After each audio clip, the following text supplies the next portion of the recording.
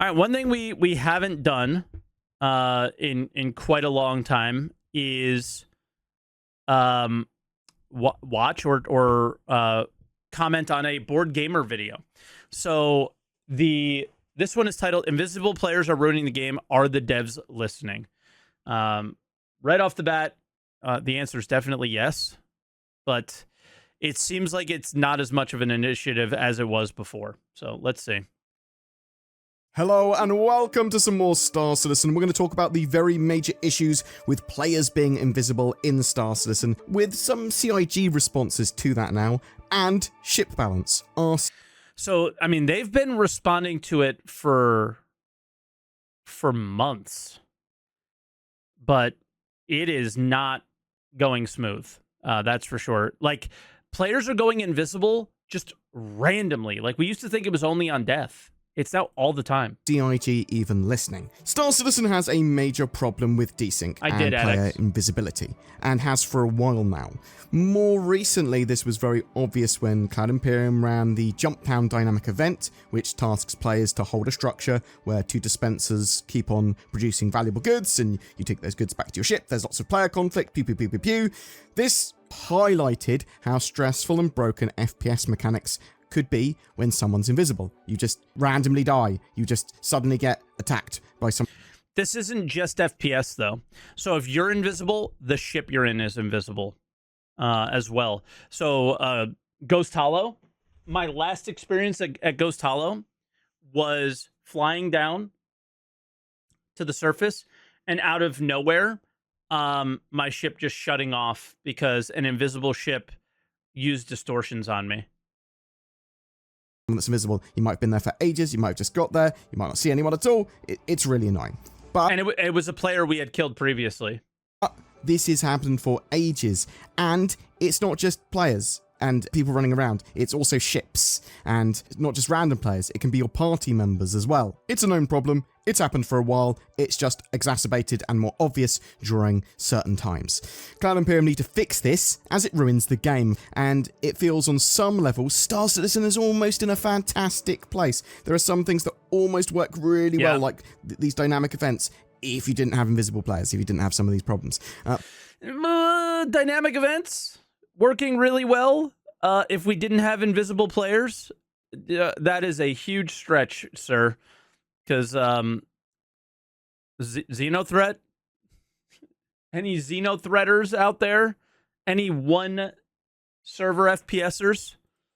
But this kind of bug, it smashes you back down to the cold alpha reality that the game is. There's lots of other voices in the conversation as well. Some people argue that players are purposefully becoming invisible and exploiting it, or at least some are. It certainly happened to me. Yeah, players are exploiting it, of course. But I think there are some surefire ways to do it, but then it's happening like randomly as well. Where my teammates have suddenly turned invisible, or party members have suddenly turned invisible. Yep. Other people say they're not affected by it at all, or the game's alpha, so they expect this sort of stuff. It's just really annoying that sometimes you don't even know if this has happened to you, because there's no death cams in Star Citizen, right? So it might have been someone hiding or right behind you or got the drop on you. However, there was a spectrum. I think that, you know, I see a lot of comments on Board's videos, or at least in my comment section about Board's videos always being super positive. But I think Board's takes are usually like really, really solid. Anytime I've ever listened to them on any like controversial topics or anything like that. And that's another super solid take, is it's starting to get to the point where you're dealing with the Tarkov problem, where, okay, Tarkov says, you know, everybody's like, there's so many cheaters in Tarkov. Then every time somebody dies, they complain they're killed by a cheater, right? And what if somebody was around the corner? Did we die to somebody who was invisible? We don't, like, it starts to become that, like, you're always questioning it. Fred, what's going on with player invisibility? The original poster said, Hello fine folks at CIG. The question is in the title. While this bug has been around for ages at this point, the combat surrounding Ghost Hollow, a PvP more FPS focused location, has made it more prominent than ever, giving reasons for a public inquiry as to what's occurring behind the scenes to diagnose and mend the issue. There's a relevant issue council report with over 465 contributions and 753 upvotes as that has to be one of the most upvoted issue council reports in history of the 31st of July. This issue is one of the largest, if not the largest, plaguing the PvP combat in the game currently, given that it plagues everyone. Fix for the issue relies on the invisible party to relog. There has been a rise in players unknowingly, best case scenario, purposefully, worst case scenario, using this bug for a combat advantage. Any update on the progress of diagnosing, reproducing, and mending this issue would be greatly appreciated, as the issue council lacks any correspondence by CIG regarding this issue. Yeah, I mean, the issue council is so broken from that standpoint. So broken, because they'll just be like, yeah, we fixed it, and like they didn't, and you're just like, what the hell is going on here? Like, they tell us, guys, you know, we need your help, go do these issue council reports, and you do them, and then nothing. Did CIG responded to this? Rather than it being one bug, there's a combination of... Okay, so he said, I cut it off. He said bearded CIG responded to this. So this has been like his initiative. And I know he's been in Gabby's Discord. And I don't know how I feel about this, but I think I talked to some other members of the team around that. And it was like, you know, just being focused in one Discord on a overarching bug that affects everybody is a little bit weird. Like, why aren't we doing like proper playtests specifically for this? And apparently it says he joined a few different Discord servers, so I'll let Board cook here. Invisibility issues. Some of them were fixed, but the remaining ones have been difficult to track down. Initially, the debugging needed to investigate this issue was pretty complex, and I was helping out with gathering that information. As you rightly stated, our PvP community hates this issue, so I joined a few different Discord servers and asked for some help with getting the issue reproduced so that I could gather debug data on it. This process helped with two things. One, the developers improved the debug commands used to gather information on this in such a way that it no longer needed someone with admin permissions to easily gather the data. Yeah, like I know I was invisible. Like, dude, the last jump town that I did, I was so excited to just get any interaction in game possible, right? And I go there and I get killed the first time I'm there. Okay, no big deal. It's jump town, right? We're going to die a lot. So I come back and I slayed everybody, dude. And I was like, yo, I feel like a god. Yes, I feel like a gamer. And then because I always keep chat closed. So I open chat and you see you're invisible, you're invisible, you're invisible, you know? And it's just like, come on, man. Like, it's not even fun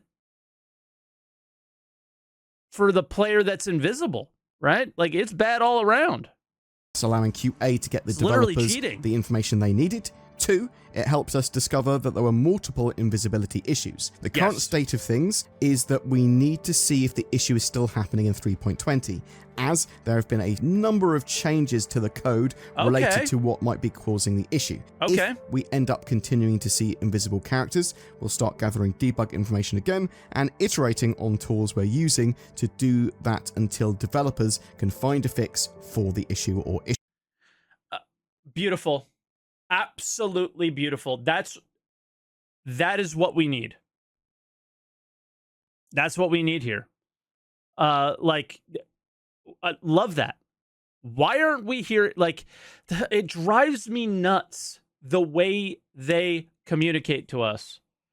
It's like, I would love if the community team or Jared or somebody was just like always looking at the dev tracker and finding ways to bring these to the surface. Maybe even Kristen on Galactica on Twitter, right? Hey, you guys dealing with the instability bug?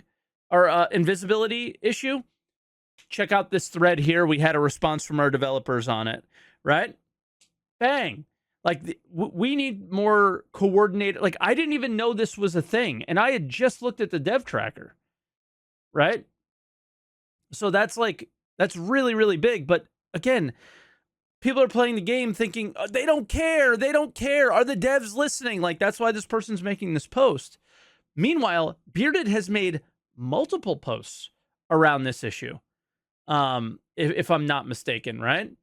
Like, yeah, these things need to be shared around. It's a lot of the reasons why at times, like, certain videos I react to is because I feel they need to be shared, especially if it's a smaller channel and somebody doesn't know, it's not going to get around as much, but it's an issue that they found, right? And you give them all the credit that you could possibly give, but if you have a bigger platform and you feel something needs to be shared with everybody, that's one of the reasons and one of the best ways to share it, in my opinion. But yeah, I mean, that is wonderful to hear. We know and the way it was communicated by Bearded is perfect. Hey, this is what we did. And this is what I want to hear with server meshing, is something exactly like this, or PES, is this is what we did. These are the issues. And this is where we are right now. And where we are right now is we've made a bunch of changes to the 320 branch, and we're going to see what happens. And hopefully we have like a few dedicated play tests, and we can really give some feedback on that, Overall, though, communication isn't hard, and CIG often-ish fails at it in critical moments. Here's to hoping they keep learning. I mean, they would have to actually have learned anything, which it's been consistently the same problems. And the thing is the communication issue is systemic, and it is a decision made by them, where there is the video production team and there is the community team. They're two different teams. Why is that a thing? Issues. So, yeah, there's a potential ray of hope then for Alpha 3.20 resolving some of these issues. However, it's also possible the issue will still persist. I mean, listen, guys, the fact that 99% of us probably have to see this in a Board Gamer video is the problem.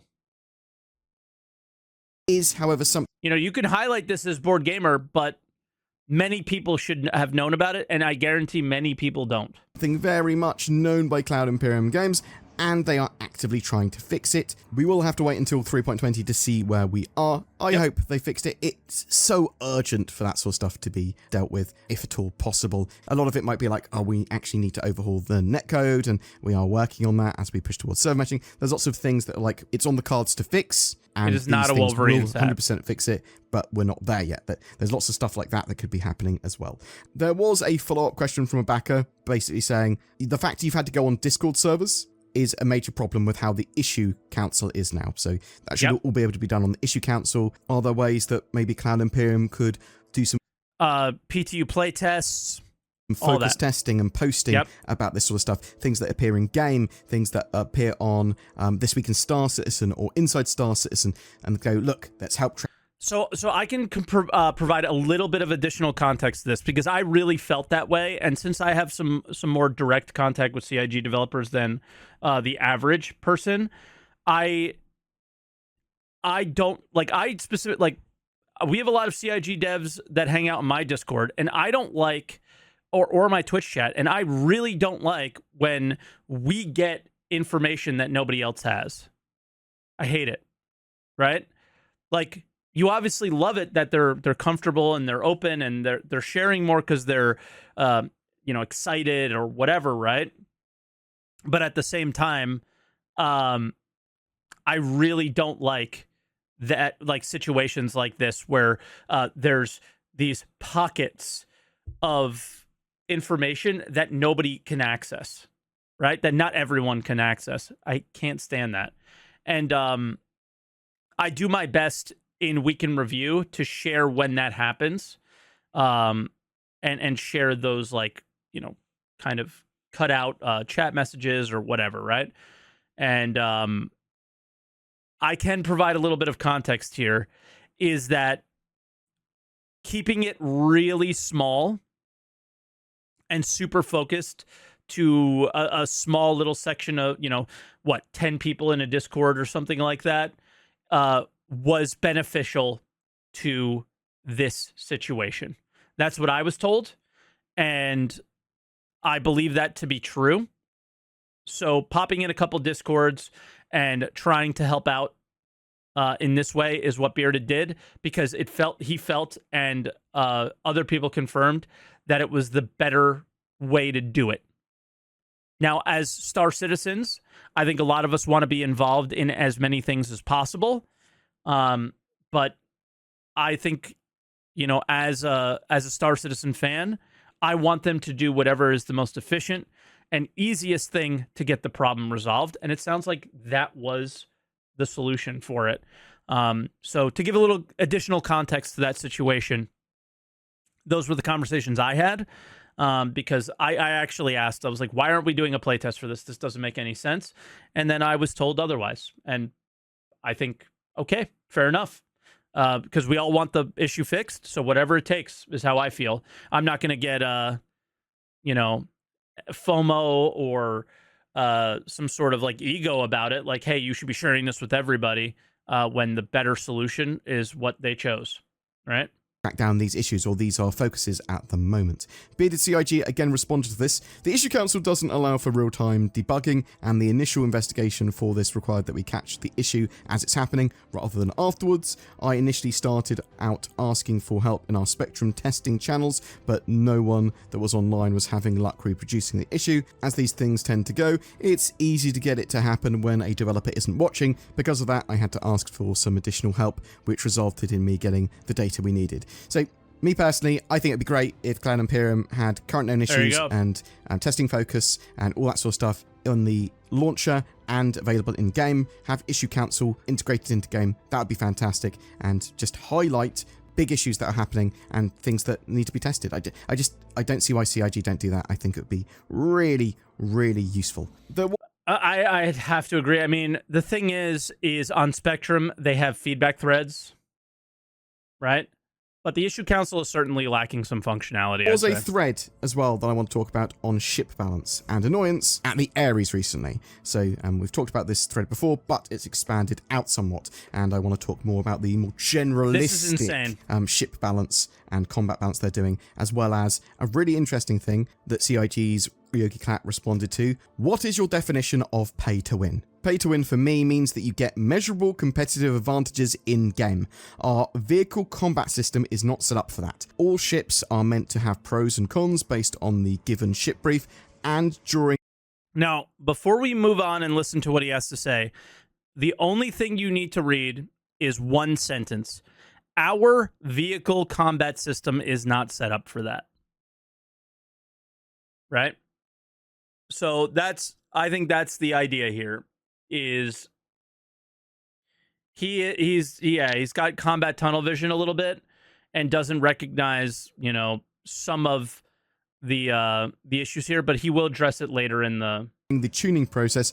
We actually don't know about the sale price. We just tune so the ship sits in a performance corner with similar ships. Sure, some might offer small advantages, e.g. 4 instead of 3 gun hardpoints, but you do not get around the get good part to capitalize on them. That is why I do not regard Star Citizen to be pay to win. I would maybe call it pay to advance playtime or so. By directly buying a ship, you just shorten the playtime needed to afford something with in-game currency. But I think that's okay because players have different amounts of available playtime per week that they can put into the game. Just my 2 cents. Yeah, I mean, that's always going to be the argument is always the time sink that people say that I can't put in. My argument has always been, yeah, like you totally agree on the get good part, right? It's this developer or publisher mentality that, well, we want to just help the players that don't have a lot of time. Johnny, who has 14 kids and 6 jobs to be able to enjoy our game. The thing is with like MMO, with an MMO, MMOs are meant to be played for many, many, many years. And the idea of like, you can argue about it in both ways, and both logic, like, they kind of intersect each other, where I'm having a hard time articulating this, but let's say there is 0 pay to win, right? Everybody starts with a single ship, the Aurora. The people who are going to have the advantage are the people that have the most amount of time, right? And the people who don't have a lot of time are going to feel left out. So that's the argument for allowing people to pay to catch up. There's one glaring issue here, is that some people have time and money, so that goes completely out the door, right? There's your, like, people that have time aren't poor, right? So some people that have time are not poor. Some people that don't have time, or some people that don't have time, are also poor, right? So we're already creating these like weird pockets of like, were you able to pay or not, right? And you could argue pay to win, pay to advance. Like, the second or the third word is not really the important one. It's that the pay part has more of an effect on the progression systems and all these things than you think, right?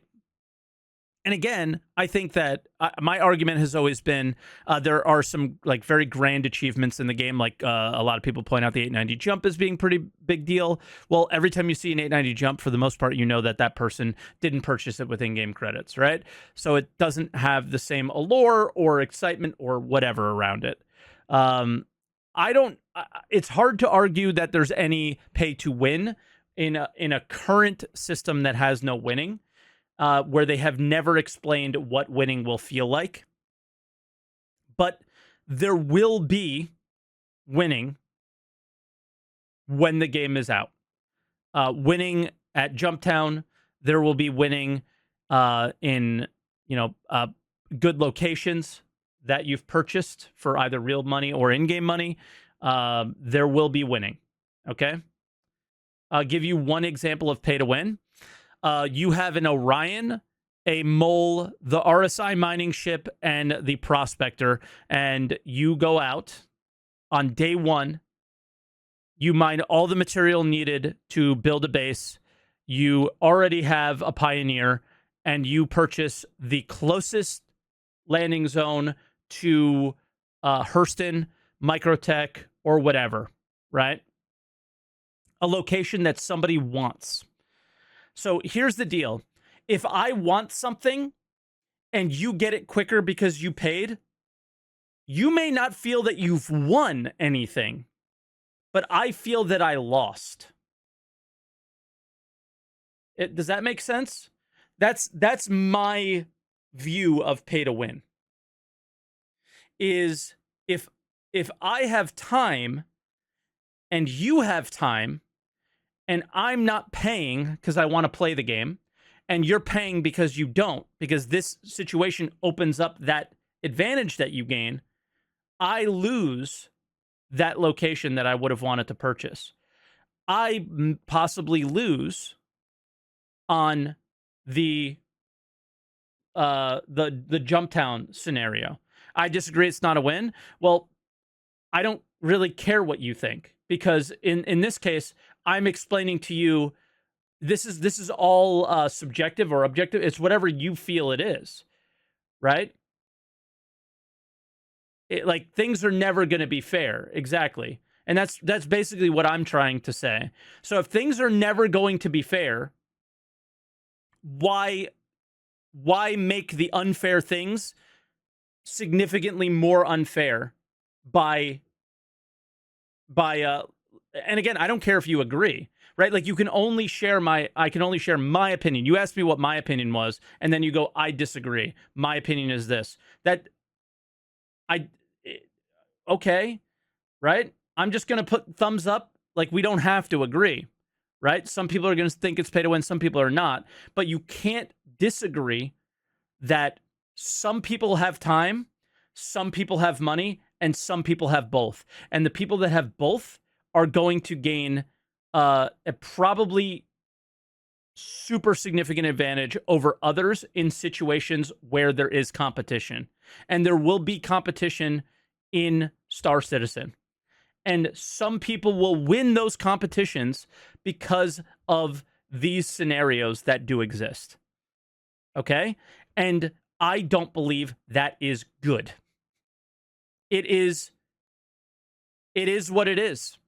And most of these things revolve around spaceships. But what we're starting to see is that more of these things are starting to revolve around things outside of spaceships. And that's, again, where the concern is. You've screwed up the spaceships up to this point. Now, what are you going to do? Right? How are you going to improve on this? And I don't see a solution currently. But they might have one with Reputation, some other things. We'll have to see. But you can also buy in-game currency, right? It's just crazy. I see no way around base envy. Well, dude, we don't even know if there will be base. You know, like, there's the only real, like, current example I can give are achievements in the game that are achievable by in-game currency or skipping with certain ships. Those are the only current examples, is that there were opportunities for in-game achievements that could have been really cool, and now they're not. So that's my current pay-to-win problems. The future ones sound a lot worse, right? But we'll continue. The debate around what pay-to-win is rages on, and is Star Citizen pay-to-win? However you feel about it and however you define it, Star Citizen sells ships, and you will be able to earn them all in-game. I believe skill and time played are going to be much more significant factors than being able to purchase ships. However, there's definitely an advantage of being able to buy stuff because you have more in-game currency, effectively. Some people are going to say, yeah, there's inequality in the verse. NPCs have better ships than you. Star Citizen's going to be more about being a story generator, and if you are good at reading data and all that sort of stuff, well, you'll know when you're engaging, where you're engaging, and how to escape. You'll be able to choose a lot of your encounters. But maybe, and that's probably the least speculative example of what Star Citizen may be, with what we know that they want to implement with the Quanta system. But in the end, it's all speculation. But if you're being a pirate, a lot of them, maybe you won't be able to choose. Star Citizen's monetization model is the reason it exists at all, and at the scale that it exists at, but it's also... Okay, the second part is true. The first part is not. Because Star Citizen was meant to exist in an entirely different way. What we see on the screen is a result of the funding model. You got clouds and a big city and a big planet. But Star Citizen could have still been a very exciting and fun game without all this. I've always made that argument. So the argument of we wouldn't have Star Citizen without it, no, you would have. You would have already had Star Citizen, and you don't because of it. Yeah, it would have just been Freelancer 2. It's got such a long development cycle. Anyway, moving into questions on ship and combat balance that were in the same thread. Are you listening to the community or sticking too strictly to an idea that doesn't seem to be panning out? Was one question that was asked. Yogi Cat again responded, we always listen to feedback. We have a whole team, Bale's player experience team, for that, which generates recommendations based on written feedback and issue councils and checks back to see if feedback is actually visible in the game data itself. That way we avoid bias effects. We usually wait for the PET, player experience team to create recommendations, and they created a backlog for us that has hundreds of issues and smaller improvements listed. We also meet weekly to talk about the weekly progress. However, whether or not we act on that feedback, and more importantly when, is up to us combat devs. We don't just... Yep. And the time in which you act is the problem. I think that is the problem with Star Citizen right now. This isn't just a combat dev issue. This is around all feedback in Star Citizen. You give feedback, guys. I gave feedback on mining 4 fucking years ago. That is the exact feedback that like the type of feedback and that molded what we have today. I gave that feedback 4 years ago.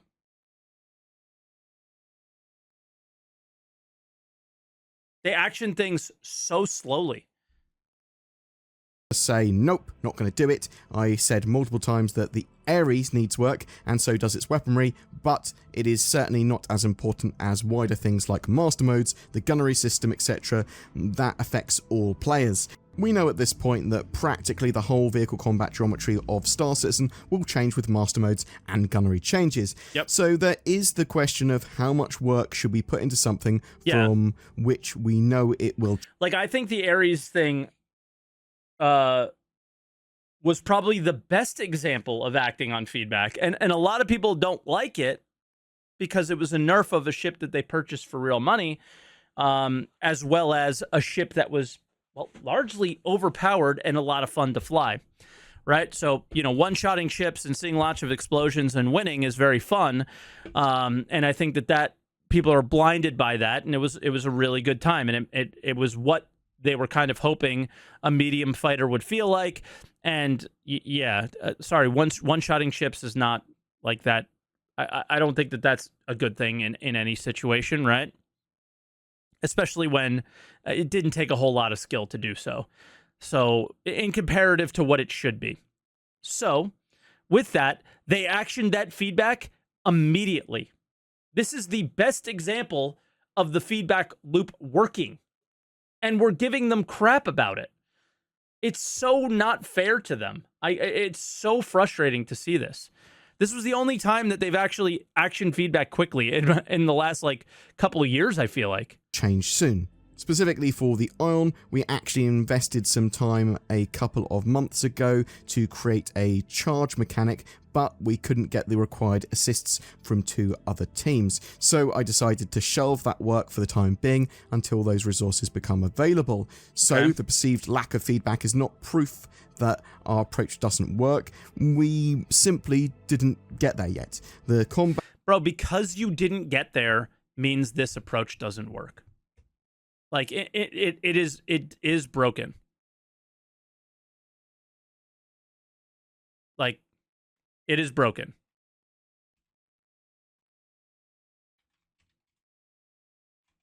Right? That gameplay is heavily under construction right now, and there are countless examples of this. The Ares is just one case that comes with a vocal user base, but other ships suffer similar problems, e.g. almost all medium fighters are lacking at the moment. We'll get into all of that in time. Boom! That's it for your updates and dev responses today. I am really interested to know what you think on that. Do you think CIG listen and that balance is really hard, especially in a game that's in alpha and obviously with only some of the gameplay mechanics in there, a lot of the core systems constant? Bro, Board gets so much crap for being a shill. What do you see here at all that was shill? At all. Not a single thing. I don't know. Where does this narrative come from? It's so insane. Changing. What are CIG so to ridiculous. do? Are they doing a good job? Is it something that will just get fixed over time? Something they can't necessarily address now particularly well? Do you think the ship balance is relatively fine at the moment? Or do you feel that loads of ships are kind of sold in a way and then change really heavily from that role? you can't say anything about ship balance right now because everything's about to change. And it feels like you've been missold a ship. Do you feel that Star Citizen is pay to win? And did you agree with Yogi Plat's thoughts on pay to win there? Do you think Cloud Imperium are going to be able to solve the invisibility and desync issues with Alpha 3.20? And do you feel that it is actually a priority for them, something they are going to be able to solve before server meshing? Or do you think, no, actually, it could be quite a long time before we see improvements there? Whatever your thoughts, I'd love to hear from you in the comments below. Are we alone in the universe? The truth is out there, but what if aliens visit Earth, but they're like monsters, and all they do is look through your internet history, judging you, laughing at you with all their alien friends, watching your every move live. Well, we're not alone anymore, Board, so they're actually doing that. And then they send like 1 million ads to you about alien products that you don't want, like those shoes and socks that have a gap. He should have put the Banu ad that none of us wanted that we got recently. Between your big toes. No one needs that. But what you do need is nordvpn.com/boardgamer, which helps you prevent that happening from the more real threat of humans doing the same. It encrypts your internet connection, hides your IP address and location, it has an inbuilt ad blocker, and also helps you gain access to region-based content. You should go to nordvpn.com/boardgamer and get a big old discount. You can also click the links below. Every month, we have a ship giveaway. For August, it's for a Crusader Mercury Star Runner with lifetime insurance. Nice. This medium-sized, well-armed cargo and data hauler is great for trying out a huge range of what Star Citizen has to offer. A perfect mission runner ship. To be in for a chance of winning, just comment on any of my videos made during the month. More details in the description below. There are some amazing people that help support the channel by clicking on the join button under my videos and becoming a channel member or becoming a Patreon with the links below. That helps keep the channel going and producing daily content. Nice. Please consider joining their ranks, but commenting, liking, subscribing, that all massively helps too. Thanks for watching to the end, and I'll see you in the verse. Yep. I always watch the end. Some people ask why I do that. Because that's where they share all their stuff that they're doing to promote their channel, right? And to keep going. So always watch till the end. But I think the big thing for me, the pay to win argument is always a tough one. But you got to point out the flaws with the system. And then anybody can create their opinion based off of that. My opinion is my opinion. Your opinion is your opinion. And it is what it is. But I will always point out the possible issues that come up with the current scenarios. And again, I think the biggest issue is somebody that has money and also has time is going to gain some pretty what feels like overwhelming advantages at times during the game. I can't see us avoiding that. How much of an effect they'll have on the overall game, I think we hope that there won't be insane winning with a system like Quantum and so on. So fingers crossed that it won't be too problematic, but in small spurts, it might not be very, very fun to compete with somebody like that, right? Outside that, the feedback, problematic, and the invisible player thing, I'm very happy with that response. I think we need to share it more, right? Think we need to share it more, and that's it. Like, we need a better system of sharing information about what's going on in the game in every aspect. Twitter, the video content, everything. And it's just not good.